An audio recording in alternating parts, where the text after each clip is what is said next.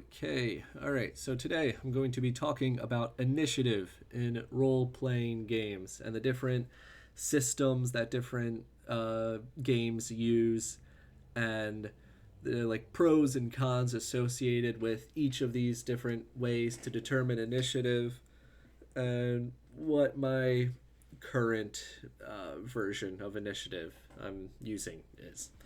So to start off, we've got just bog standard rolling for initiative. You roll your die, you add your bonuses, and then we just go in order from highest initiative to lowest initiative. So some of the pros associated with this, you've got variety.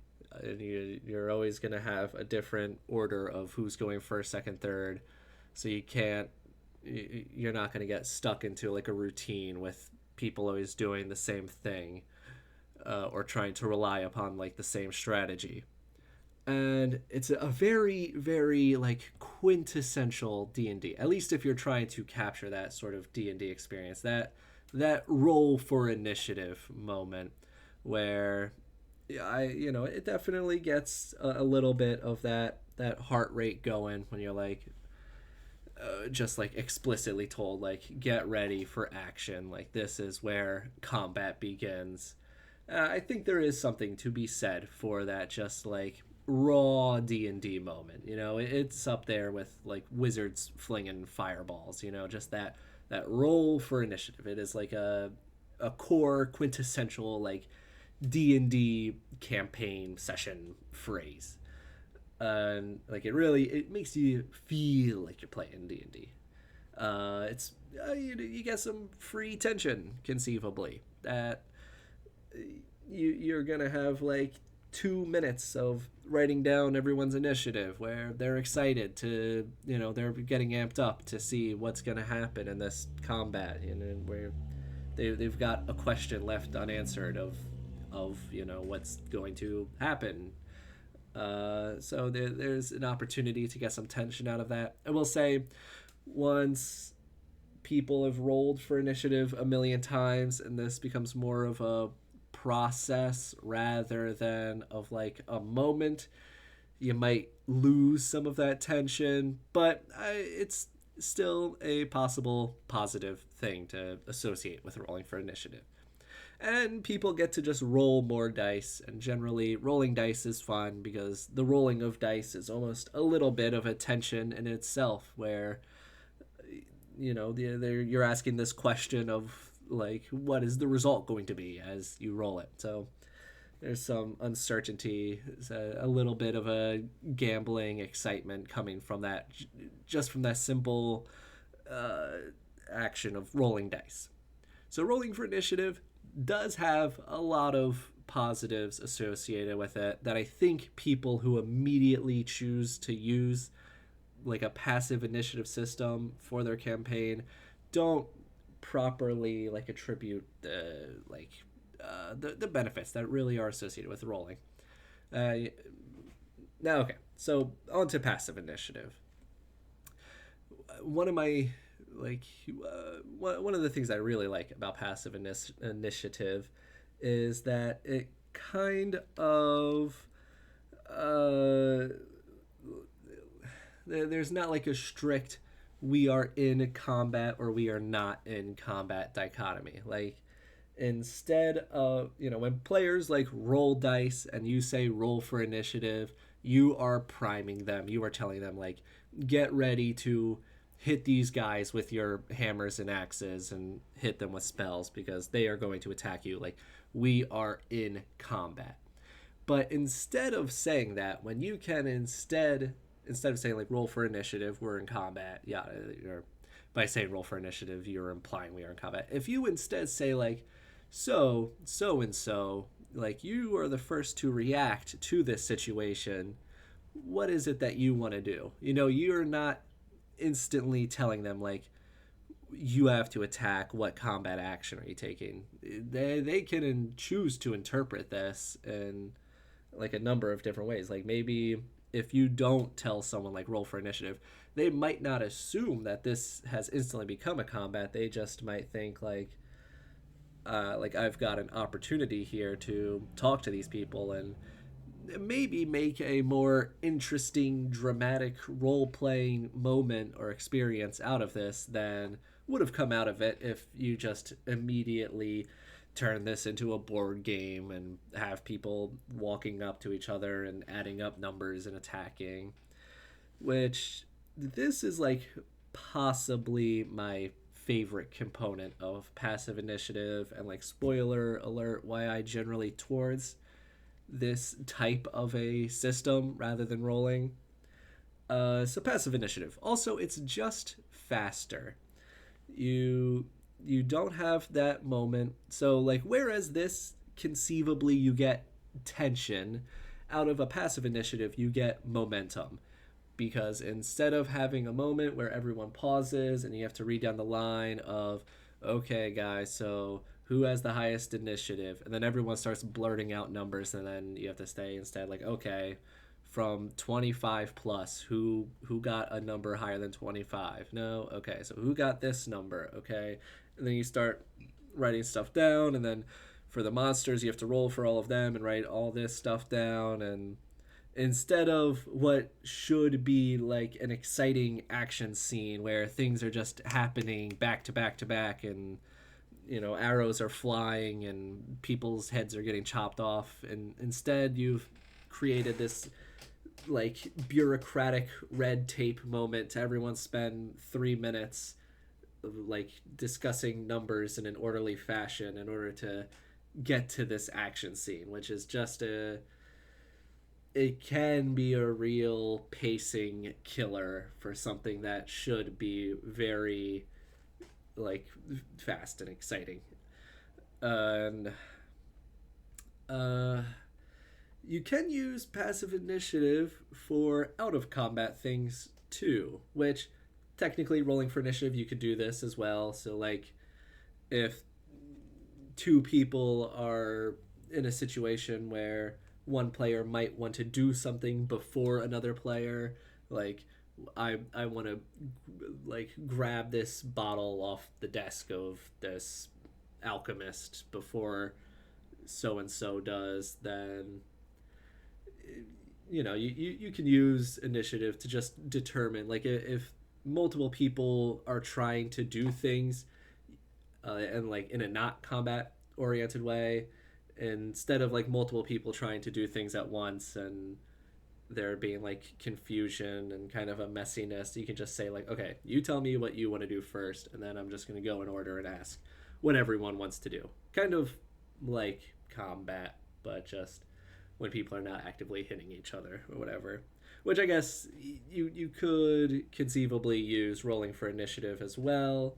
But again, then it's not like an instant thing where you're just asking and receiving information. Now you're again turning these into like contest of dice rolls, and that might give things the like illusion or like the perception that this is more of like a player versus player contest or competition than you really wanted there to be any sort of implication of. You just like you might just literally want to know like I just need to know who's doing what thing in what order, and not kind of like prime your players to think that there's like a competition of any sort in the what's going on.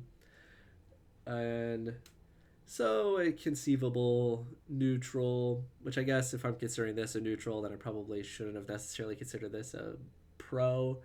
But there, like if you want your players to be able to strategically plan, like if you want them to be able to figure out a core group strategy of like, well, like I want to be able to start off with the cleric going first and casting armor of whatever on this player so that then when it's their turn they can run up and do this thing. And you give your players that opportunity, that ability to like create a plan.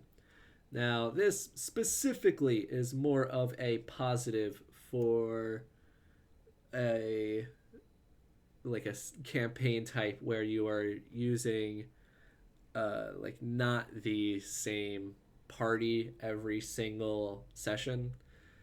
Like if you are using the same party every session, then having one plan that you just go to every single time might not feel very fun or engaging when you enter every single combat. But if you're going for the West Marches style type campaign where you are swapping players in and out, and now they're coming up with this player order strategy on a session by session basis, which I think can be. I think there's something to that. I think like giving players the ability to plan and then see that plan come to fruition in a combat can be a like satisfying and fun experience. Now, this is just how I did determine the passive initiatives in my system. The dexterity score, wisdom score, -20. And uh, so like, and again, when you do use passive initiative, you can still now, like if for instance you do want there to be the implication of like this is a contest for a moment where like you want to determine who does what in an order outside of combat, then you like can have them roll. uh like for example, the classic like I'm going to kill this goblin hostage that we have prisoner, whereas another player might be like, well, hey, I want to stop him from doing that, I don't want him to kill our hostage. Which this really does come up a lot, if you do want to actually come up with or like determine a situation where like you want to see which person reacts first in a situation, then you always can just have people roll for initiative when it really matters. uh and just another thing I allowed was just like if people want to hold their actions in order to reduce their initiative. I believe by default in like 5e, when you hold your action to do something, you just continue on that initiative order at like the start of the next round.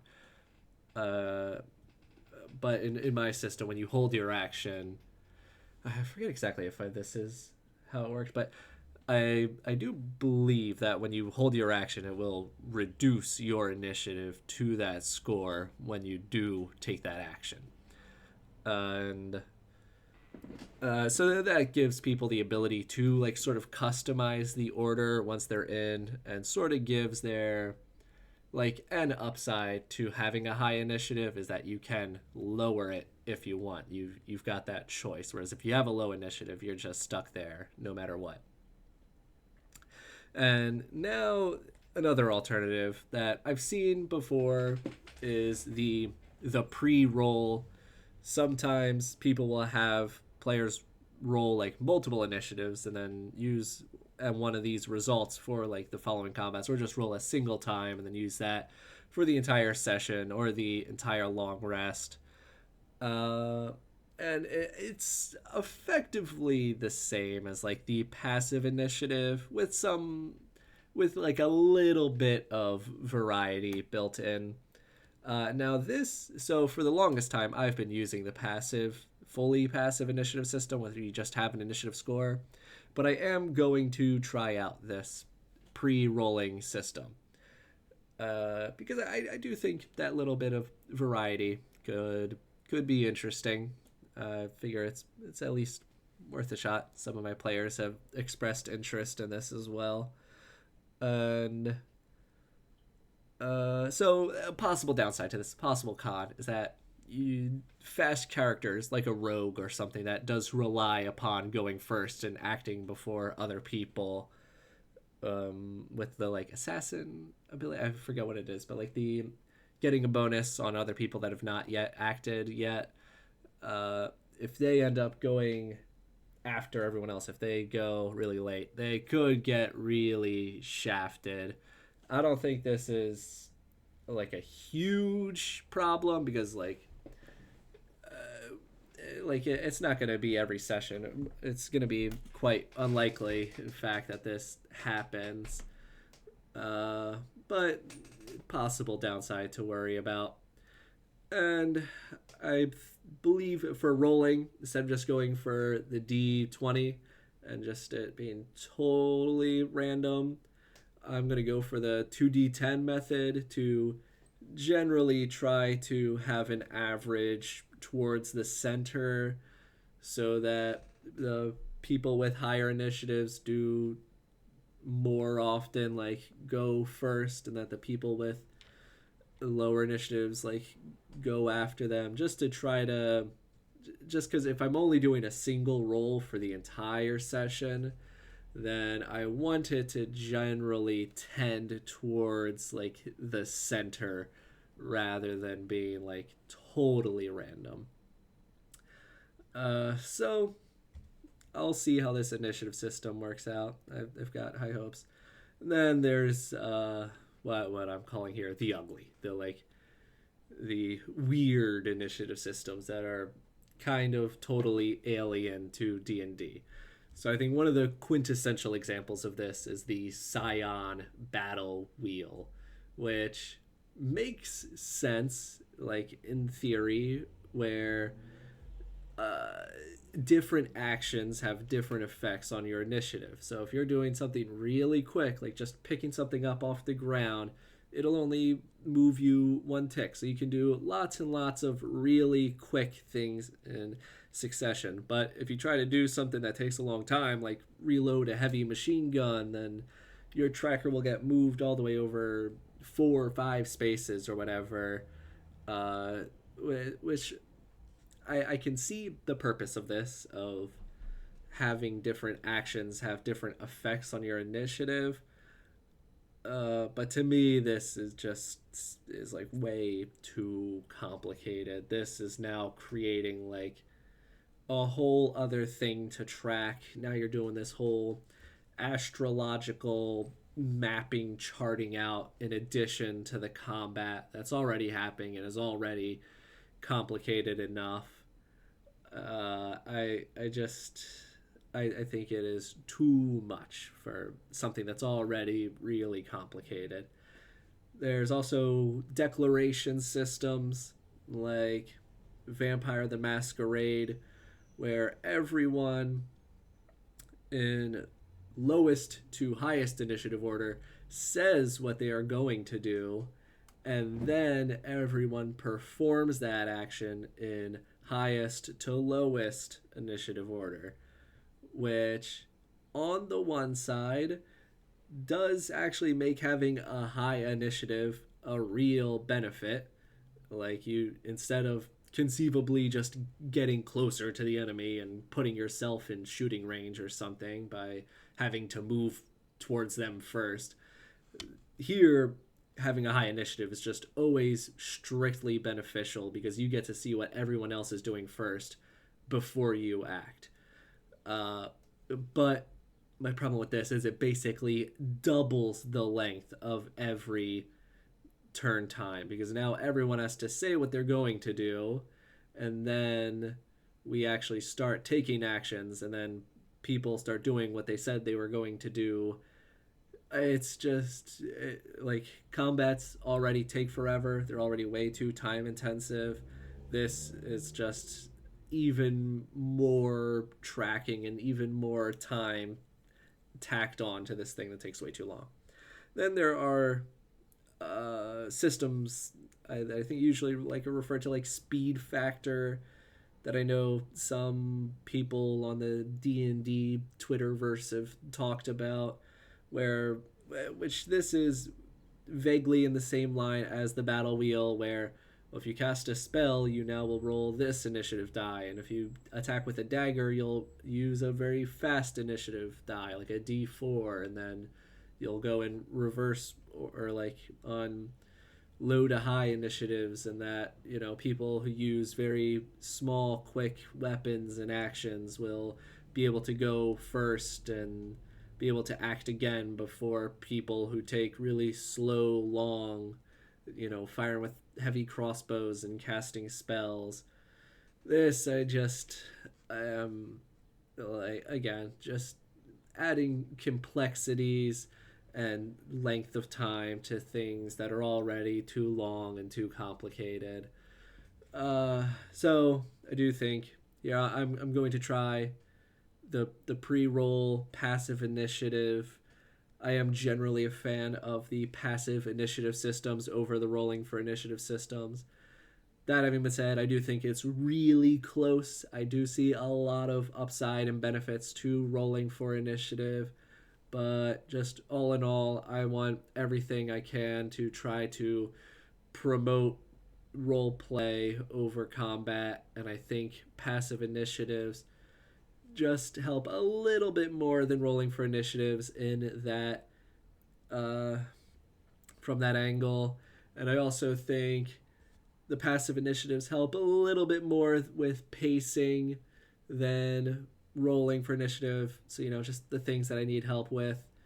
Uh, I think this system is better suited to what I'm looking for. But anyway, that was my list of pros and cons for every system. Alrighty, I'll see ya.